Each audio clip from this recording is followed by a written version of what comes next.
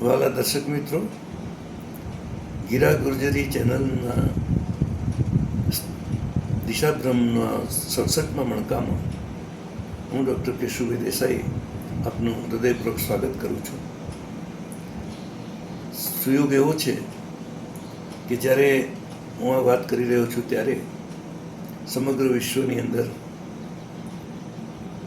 ઇસ્લામનો અતિ પવિત્ર તહેવાર બકરી ઈદ ઉજવાઈ રહ્યો છે.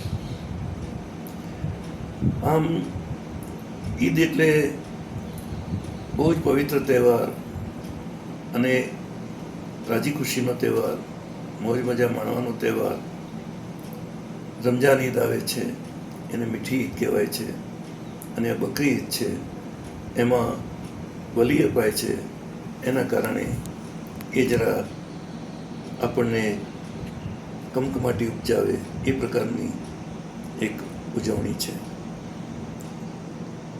મેં એના વિશે એક વાત કરતાં કહ્યું કે આ બકરી ઈદનું પર્વ એક કરુણાસભર માનવતાની દિશામાં ઉર્ધ્વગામી બનવાની ઉજળી તક છે, જો એ તક ઝડપી લેતા આવડે તો. મૂંગા મોઢે માનવીની ક્રૂરતા અને કરુણાનો સંદેશ આપણને આ ઈદ આપતી હોય છે.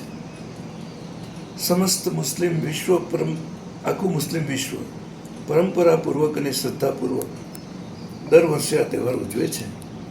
એની પાછળ અલ્લાહે એમના પરમ ભક્ત પાસે માગેલા સર્વોચ્ચ બલિદાનની કથા સંકળાયેલી છે, ને તમે બધા જાણો છો એટલે હું રિપીટ કરતો નથી. હવે આ બલિપ્રથા એ માત્ર ઇસ્લામમાં છે એવું નહીં. બલિપ્રથા એક યા બીજા સ્વરૂપે દરેક ધર્મમાં અભિન્ન અંગ બની સંકળાયેલી જોવા મળે છે.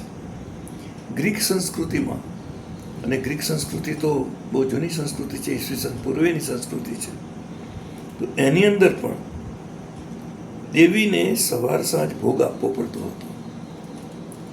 એનું વિવરણ આપણા પ્રખર ગાંધીવાદી સર્જક મનોવી પંચોળી દર્શકની સોક્રેટિસ નવલકથામાં મળે છે. એ જ રીતે વૈદિક સંસ્કૃતિ, આપણી ભારતીય સંસ્કૃતિ, એની અંદર પણ બલિપ્રથા હતી.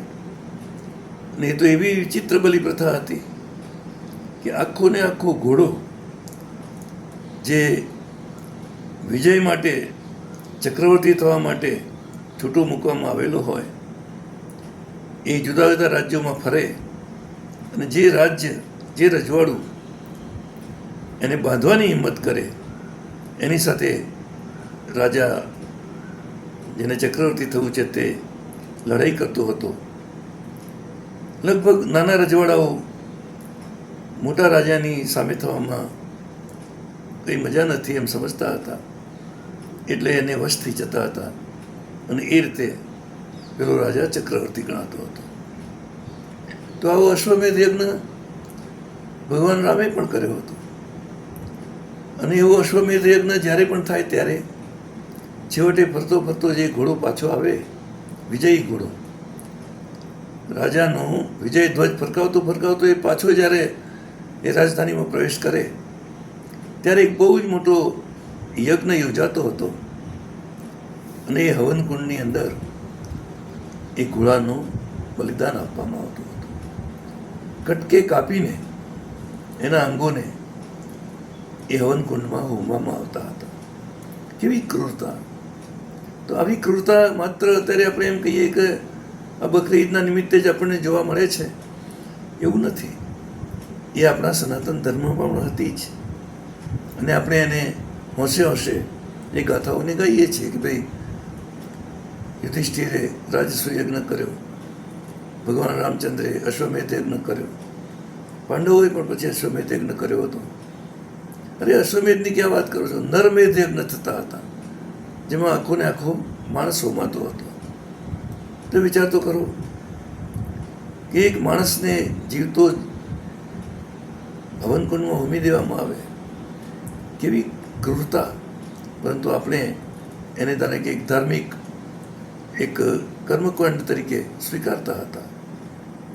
કાળક્રમે આ બધું ઓછું થઈ ગયું અને લગભગ સનાતન ધર્મમાંથી તો આ તત્વો ઘણા બધા નીકળી પણ ગયા. પરંતુ હજી તમે જાણો છો કે આપણા પૂર્વાંચલમાં, બંગાળમાં અને એનાથી જે બધા આસામ તરફના જે પ્રદેશો છે, 7 સિસ્ટર્સ, ત્યાં દરેક જગ્યાએ જ્યાં જ્યાં દુર્ગા મંદિર છે, જ્યાં જ્યાં માતાજીનું મંદિર છે, ત્રિપુરા સુંદરીનું મંદિર હોય, કાલીનું મંદિર હોય કે કોઈ પણ ચંડીનું કોઈ પણ સ્વરૂપ હોય, તો એને બલિ વગર ચાલતું નથી. એ લગભગ રોજના હિસાબે બલિ ત્યાં ચડાવવામાં આવે છે. અને બલિ એટલો વ્યાપક બની ગયો છે કે કોઈ નાનામાં નાની કોઈ ઈચ્છા તૃપ્ત થાય, પૂરી થાય કે તરત જ જઈને, જેમ આપણે નારિયેળ વધેરીએ એમ ત્યાં જઈને બકરું વધેરવામાં આવે. કામાખ્યાની અંદર તો રોજે રોજ હજારો પશુઓની, પંખીઓની બલિ આપવામાં આવે છે. કબૂતરથી શરૂ કરીને આખલા સુધીના પ્રાણીઓ. બકરા તો અનેક હોય, પરંતુ વચ્ચે પાડા પણ આવી જાય, આખલા પણ આવી જાય અને પંખીઓ પણ આવી જાય. હવે કામાખ્ય દેવીના દર્શને હું ગયેલો અને આ રક્તપાત થતો મેં જોયો મારી નજર સામે. એ બલિ અપાતો જોયો અને મેં એ લોકોને પૂછ્યું કે આ ના આપો તો ના ચાલે? તો કહે છે ના, અમે જો આ બલિ ના આપીએ તો આ જે અમારી નદી છે બ્રહ્મપુત્રા, એની અંદર એટલું બધું મોટું પૂર આવે કે જે બલિ અમે ના આપ્યો હોય એટલા માણસો એની અંદર ડૂબી જાય. કોઈને કોઈ રીતે એટલું નુકસાન અમારું થઈ જાય કે માનવ બલિ લેવાઈ જાય. જો અમે પશુ બલિ ના આપીએ તો એટલું માનવ બલિ લેવાઈ જાય. તો આવી અંધશ્રદ્ધાઓ એટલી બધી ઘર કરી ગઈ છે આપણા સમાજમાં, જીવનમાં અને વ્યવહારમાં.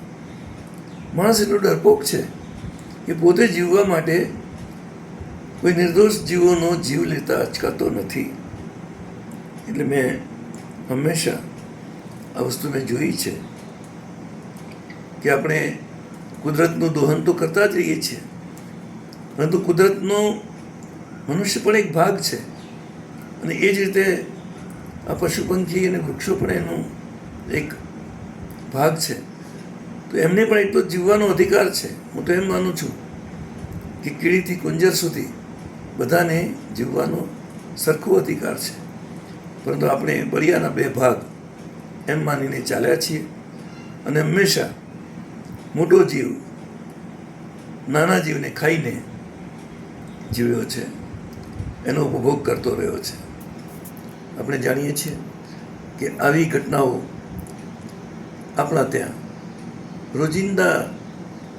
લગભગ રોજિંદા સ્તરે બન્યા કરે છે. એટલે એમાંથી જો આપણે બહાર આવી શકતા હોઈએ તો એ ખૂબ જ સારું થયું ગણાશે. પરંતુ આપણે તો ત્યાં સુધી એમાં ઉતપ્રોત છીએ કે શેઠ સગાળશા એમનો અતિથિ ધર્મ પાળવા માટે પોતાના સગા દીકરાને ખાંડણીએ ખાડીને જમાડે છે આગંતુકને. પછી એની દંતકથા એવી હોય છે કે આગંતુક પોતે ઈશ્વર હોય છે, ભગવાન હોય છે, પરંતુ પોતાના સગા દીકરાનું, ચેલૈયા કુંવરનું એ રીતે બલિદાન આપવા એ તૈયાર થઈ જાય છે. અને એ આપણી પોતાની જાણે કે બહુ ગૌરવંતી ઘટના તરીકે આપણે એને યાદ કરીએ છીએ.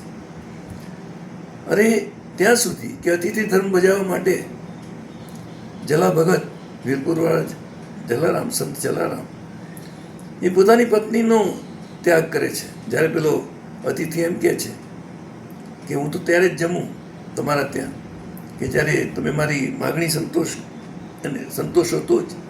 કે જે આપણી શું માગણી છે કે તમે માગણી નહીં સંતોષી શકો? અરે કહો તો ખરા પ્રભુ, તમે મારા અતિથિ છો, ભગવાન છો. એ કહે છે કે તમારી પત્ની મને સોંપી દો. અને પોતાની પત્નીને એ અતિથિ સાથે ભળાવી દે છે.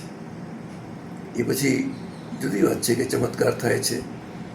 આવનાર પોતે જાણે કે ઈશ્વર હોય છે અને પેલા વીરબાઈમાં કલાક પછી પાછા ફરે છે.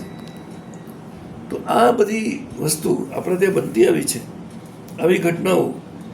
અને એનો જે કંઈ ફલિતાર્થ તે એ છે કે આપણે હજી સુધી આ અંધશ્રદ્ધામાંથી બહાર આવ્યા નથી. એટલે આમ જુઓ તો ઈદ કરુણાસભર માંગલિક પર્વ છે, પરંતુ એમાં અપાતી નિર્દોષ પશુઓની કુરબાની તો ખરેખર અરેરાટી અને કમકમાટી ઉપજાવે છે. ફક્ત આંખો મીચીને કે મગજની તમામ બારીઓને ખંભાથી તાળા લગાવીને જ કોઈ એ પ્રથાનું સમર્થન કરી શકે. એ અલ્લાહ તાલાની ખુશી માટે કે એમના આદેશનો અમલ કરવા માટે થતી હોય તો પણ એ નિર્દય કતલેઆમ છે એવો વિચાર કોઈ સાચા મુસલમાનને ક્યારે આવશે? હું ઈચ્છું કે મુસ્લિમ સમાજના, ઇસ્લામિક સમાજના ધોરણધોએ આ મુદ્દે વિચારવું જોઈએ અને દરેક જીવને જીવવાનો અધિકાર છે એ સિદ્ધાંતને શક્ય એટલો પાળવા માટે કોશિશ કરવી જોઈએ. આમીન. સૌને ઈદ મુબારક. ફરી મળીશું.